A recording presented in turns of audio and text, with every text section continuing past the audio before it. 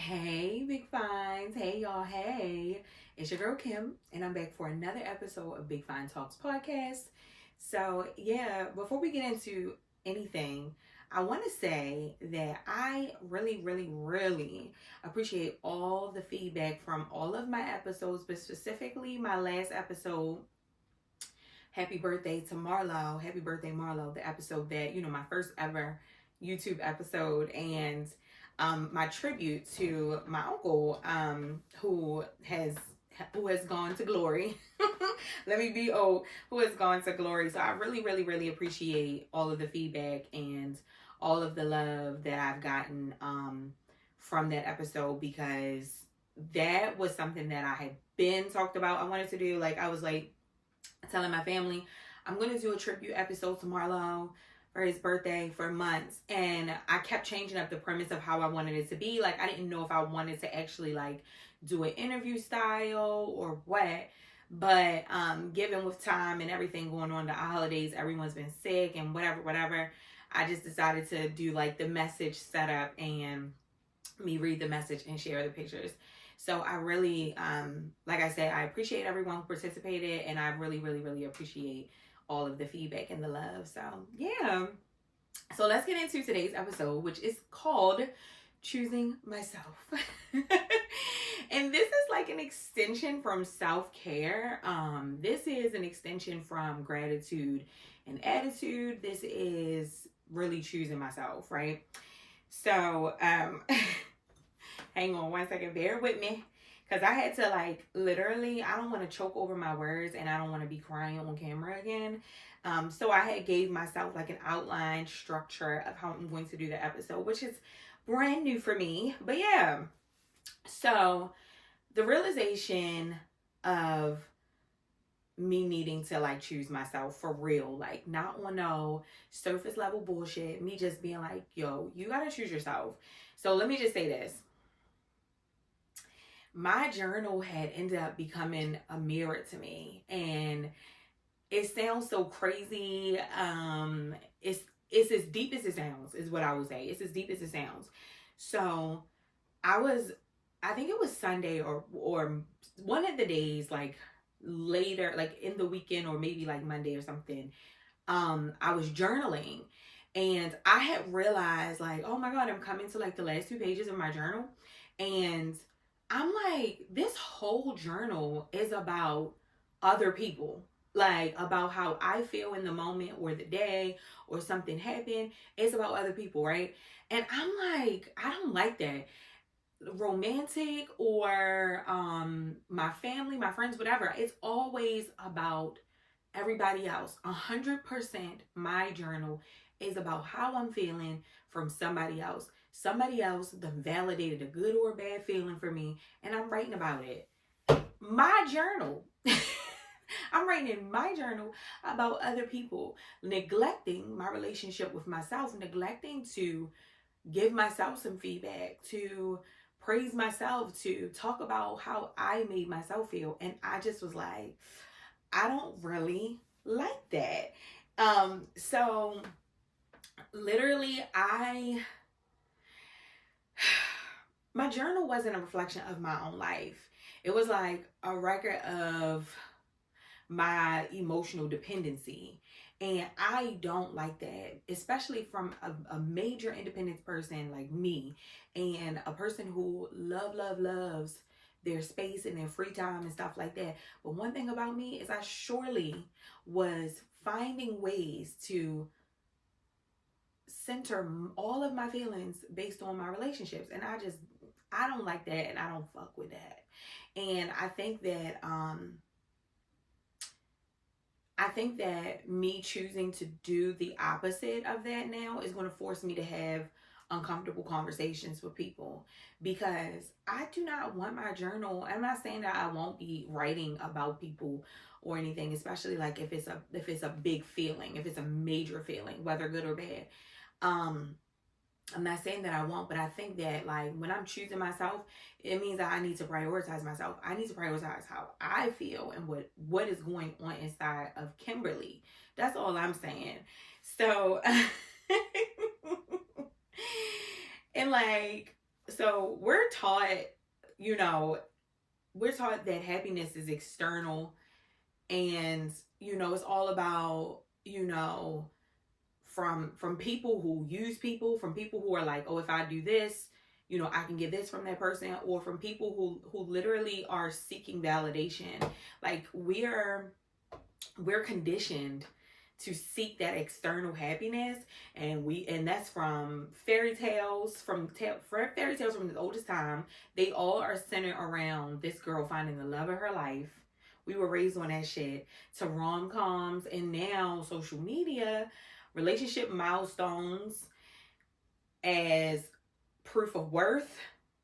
We have been taught that, like, oh, you're with this person for so long, well, you're dating this person, and after dating this person for this amount of time, you should be exclusive, and then after being exclusive for this amount of time, you should be getting engaged, and all of these different milestones, and giving your friends, a top tier access to you just because you've known them longer, or just because you guys were really close 2 years ago, but for the last 6 months y'all really haven't been close, and you're still calling this person your best friend and sis and blah blah blah blah blah, and you're trying to figure out, why is this person not talking to me the way I want them to talk to me, or inviting me to things that I want them to invite me to. And it's all because of the milestones that we put on these relationships, and the idea that being chosen equals being lovable. And that's like something that I think in the past few years I've been like struggling back and forth with, like, I don't care. And then sometimes I do care, because I'm human and I'm able to, I'm allowed to change my mind. But honestly, like, who doesn't want to be chosen? And that's completely fine. But like, how can anyone know how to treat you and love you and choose you if you don't know how to love and treat and choose yourself? And like, that's kind of where I'm at with it. And I didn't want love, I didn't want validation that was enough. Like, I don't want that. Like, I want top tier love and validation, but like, I'm not gonna get that from anyone outside of myself, because I can't control anyone but me. Clock it, because I'm preaching, Listen, the cost of making other people your source of happiness is like,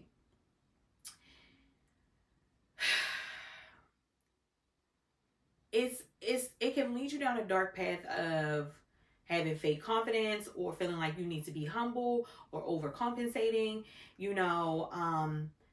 in relationships, even when it comes to overcompensating, like communication style. Like, think about how you're having a good morning sometimes, and then you'll receive a dry text or a text that kind of piss you off. And don't get me wrong, like, we're grown, we're adults, and we're also going to acknowledge that we're human, and sometimes your mood shifts because somebody blows you. But let's talk about when you're being anxious because a person isn't texting you, or you don't like their tone or the way they're giving you attention, right? It's not validating to you, and you're not getting what you want, so it shifts your mood. When sometimes you're so selfish in that you don't even realize that they might not be returning your energy, because they might be going through something that they don't necessarily want to talk about in the moment, but at the same time they want to be there for you. Take for instance, some time ago, and sometimes, I'm not going to say some time ago, because I do this sometimes ever so often. I'll text my boyfriend. I'll say, I'll say, good morning, baby. Like, if I text him first, I'll say, good morning, baby. And he'll respond, good morning. And I'm like, what the fuck? Like, that's how I'm responding to him. What the fuck? Like, where is good morning stink? Where is good morning? Because he called me stink or little baby or something like that.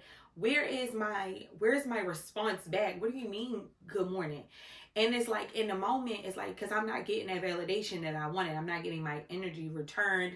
And I don't even want him to return my energy. I actually want him to turn that bitch up. Like, I want him to be like, good morning, princess, love of my life. Y'all know from when we were on Chilling with Jesus, I said, I want my man to be like, good morning, baby, I miss your throat. Like, that's the type of energy I want. But we're not gonna go there because that's a little dirty for big fine talks. But listen, I want him to go there with me. And so when in the moments where he don't go there with me, my response really shouldn't be what the fuck. Like, cause sometimes we're joking with each other, but sometimes like something is happening in the moment. He's a parent too. He has, you know, a corporate job too. Like, some mornings just aren't easy because by the time I'm up and at him, he already at work. Like, you know what I'm saying? So it's like he already in the thick of his day and he like so instead of me being like, what the fuck, I need to be like, you know, and sometimes I do catch myself. Sometimes I'm like, is everything okay? What's wrong? You know, how you feeling this morning? Just to kind of check his temperature. And that's all I'm saying, because sometimes, and even so, what if he did have an attitude with me or he was just being dry? That should not mess up my morning, right? Like, that should just, okay, roll off my back, because at the end of the day, people don't always have to be on 10, Kim. I'm not even always on 10. Some mornings I'm just like, oh my God. I get on my morning meeting. We have a morning meeting every fucking morning. As soon as we fucking open our laptops, there's a meeting. Every morning, Monday through Friday, the same meeting. And sometimes I don't want to talk to them people. I'm not gonna say sometimes, I'm gonna say most of the time. I don't want to talk to them people. And like, they all, some of them is good morning, and some of them like, oh my God, the world is on fire. And I don't want to hear none of that shit, because I'm probably only halfway down on my first cup of coffee. Okay. Other ways, the cost of making other people your source is over explaining yourself to be understood. And when I say over explaining yourself, and I mean like doing too much, giving too much away. If you telling somebody no, and you like, no is a complete sentence, right? And like sometimes we're like, oh no, because so and so and so and so, and I'm really this, and I'm, you know, first of all, everybody don't need to know about your financial woes, especially a person that you're not even comfortable with asking, especially a person that you know you don't really want in your business anyway. You know what I'm saying? Like, you don't need to explain yourself for people to still fuck with you, because people gonna fuck with you whether they fuck with you or not. And that's really the end of that. Oh, and also, oh my God, because I have such a big personality, my ADHD is extremely high. I Aquarius like no other Aquarius. With, first of all, I have Aquarius in Sun, Moon, Mercury, and then don't forget that we're in the Aquarius season, so heavy that like there are so many planets in Aquarius. Oh my God, my rising is in Leo. I don't even want to get into astrology with y'all, but first of all, Aquarius and Leos are sister signs, which means that I am my biggest cheerleader and also my biggest hater. Okay? Because if you know anything about Aquarius and Leos, you will know that either they get along or they hate each other. Either they get along or they hate each other, because they both are the sun essentially, but Leos give a fuck about validation and Aquarius don't. So this is like my internal battle of always seeking validation from the people that I love. And I think when I really dive into this, as I dove into this with my therapist, when I dive into this, me wanting that validation is for me to not abandon my relationships with people, because I'm always living in my own world. Like, I am literally my main character of my life. And sometimes I'm just like, oh my God, am I doing too much? Am I abandoning my friends? Like, am I abandoning, you know, my loved ones, my kids, my family, you know, my babe? Like, am I abandoning them because it's always about me? And like, not on no narcissist shit, because I show up and I love hard. But at the end of the day, it's like, I want everybody to be happy. And I want everybody to be happy with me. And sometimes I get to shrinking myself, like shrinking my needs and putting my needs on the back burner. Remember, I talked about that in gratitude and attitude. Putting my needs on the back burner to not feel abandoned by others, to not feel like I'm pushing people away, or people are feeling like they don't want to deal with my craziness and feel like, I call people and I'm just like, hey, and I just let them talk and I didn't get anything off. Like, you know what I'm saying? Like, I just let them talk and talk and talk, and they haven't heard anything even about like my day. And I've noticed that into the conversation, like quickly into the conversation, like, oh, they're going to just talk and I'm not going to be able to say anything, like except for giving them feedback. I'm not going to be able to talk about myself at all, which is completely fine. But also, when it is a problem, I need to learn how to speak up instead of shrinking myself. So yeah, that's that. Also, feeling unanchored when no one is centering you.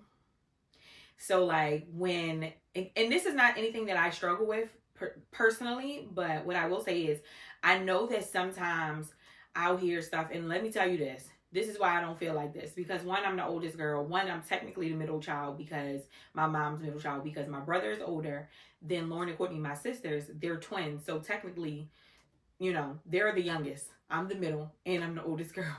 So it's like, for me, I feel like I got a lot of attention when I was a child. I may have gotten a lot of negative attention, but I also have always been a star in my own. So I don't really care about attention from people, but I understand how sometimes people feel unseen by their family and their people, especially when the world keeps going. One of my best friends was literally getting married while I was getting divorced, and I was her maid of honor.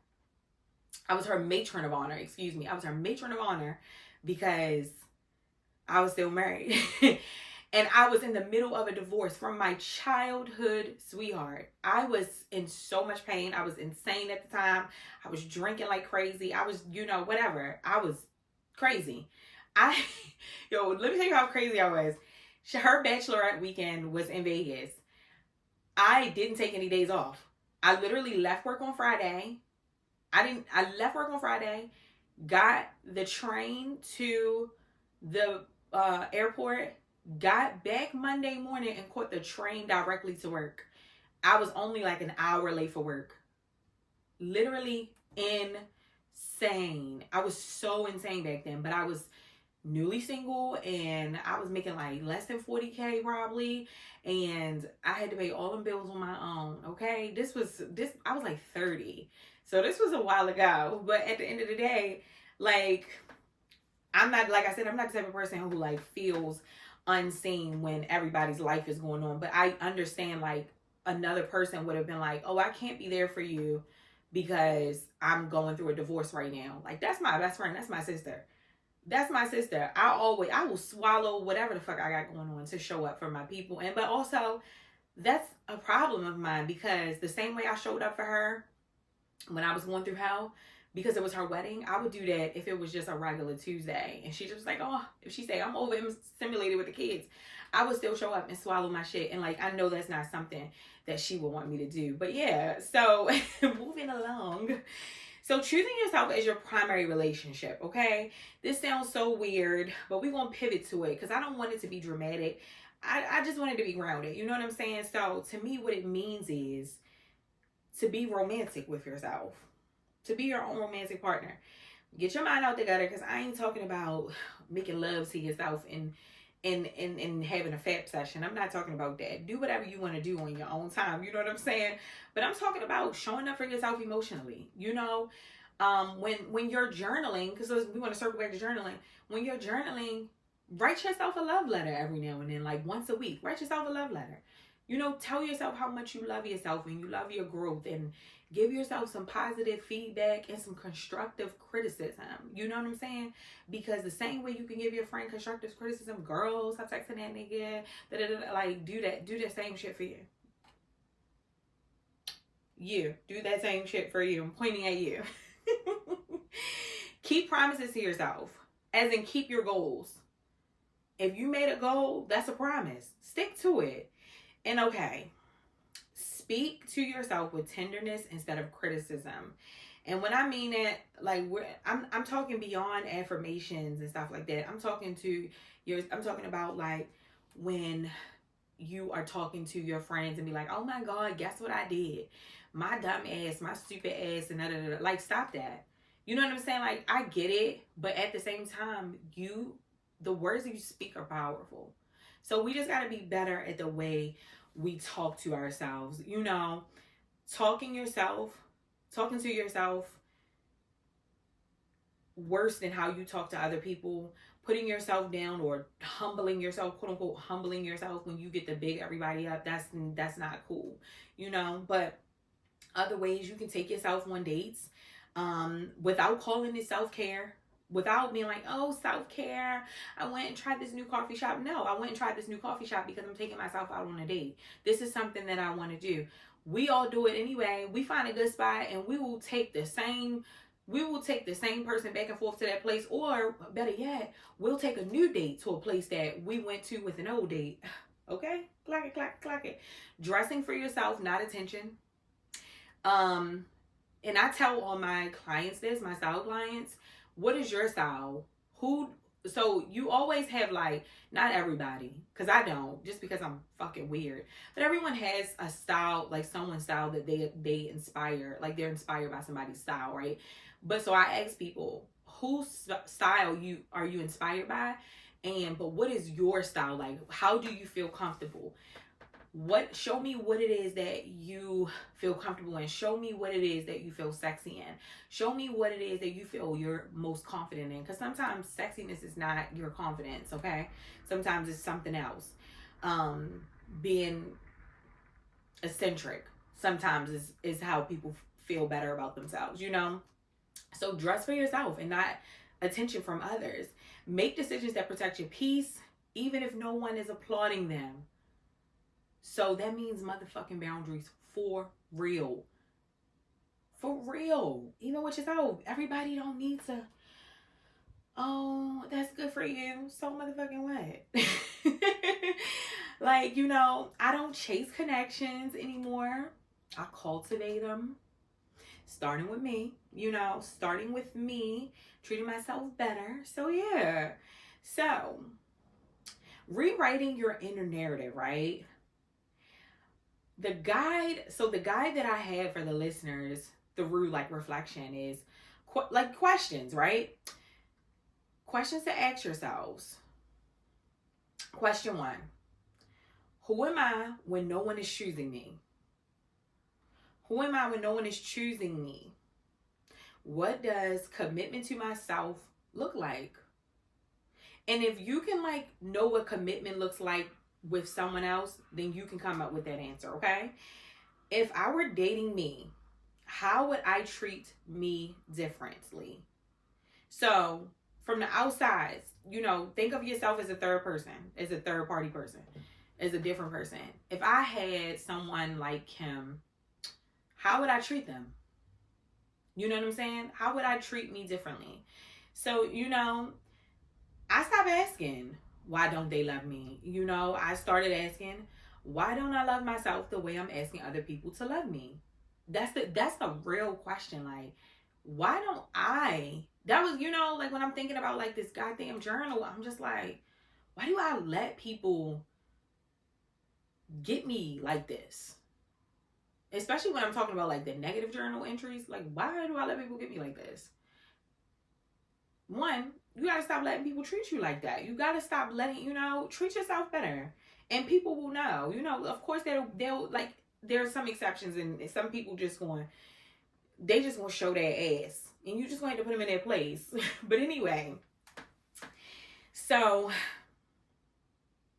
love is an inside job. Literally. Love is an inside job. And like when we think about being in love, the difference from loving people like your family and being in love with like a romantic partner, like we all know the difference, and it means something different to everybody, right? Me being in love with someone is, for me, I do measure that with me wanting to share my body with them, my soul with them, my ugliest truth with them, and still being like, I feel safe and I don't want you to leave me. You know, like when I'm in love with somebody, there's no secrets. So that's how I know, that's the measurement of difference for me the measurement of love in itself for me, and I got this from one of my friends, shout out to Tay. She said to her, when you love somebody, you're afraid of losing them. And I feel that with platonic and romantic relationships, but also I feel that with myself. So for me, I want to get to the part where I'm in love with myself, because how can I truly know what being in love with another person is if I'm not in love with myself? But yeah. Anyway, but wanting love is human. Desiring partnership is not a weakness. Desiring validation is not a weakness, but needing to feel whole is exhausting. So that's why I'm saying, like, I think that we should learn how to love ourselves the way we want other people to love us and the way we love other people. Like, if you feel like you aren't necessarily, or you're never really getting love the way you would actually want to be loved, then that means you're not loving yourself properly. And that's just kind of what I have with it. So in closing, I'm no longer wanting to be someone's choice. I'm building a life I don't need rescuing from. I'm going to say it again. I'm no longer wanting to be someone's choice. I'm building a life I don't need rescuing from. The most consistent relationship I'll ever have is the one that I have with myself. So I'm finally investing in it. And I implore you all to do the same. I love you, Big Finds. Y'all be good. Mwah.